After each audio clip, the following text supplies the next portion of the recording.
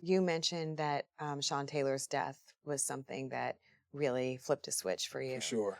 For people that that are listening or watching and aren't familiar with the story, Sean Taylor was otherworldly talent, safety in Washington, and he was murdered in November. It was 2007. Hmm. He flew home to Florida to check on his family because there had been a break-in the night before. I was wondering if you could share your experience because there was a while that they thought he was going to pull through. Right. Yeah. Yeah. And I remember very vividly. I mean, I think for me it was really my first experience with mortality, with someone being 23.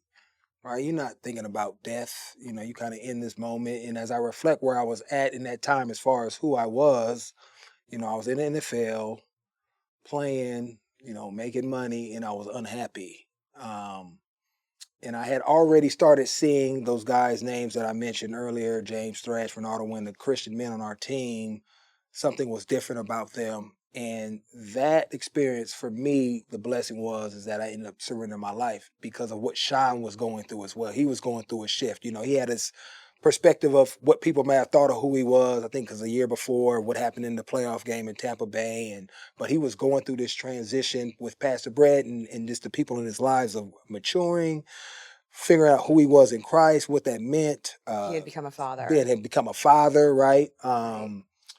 He was thinking about getting married, and just all these things that were really happening, and it was just abruptly just done, just all of a sudden. And so for me, it just made me like, wow.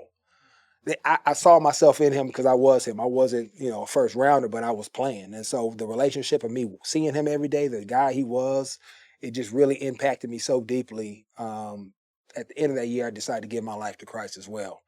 It took me over. So I hate that it took that, but I know his life and what he did and how he lived and what he was doing impacted so many people in a positive way out of that, out of his death. And so, it was definitely a hard time, but I think the guys on that team, we bonded around that, came closer.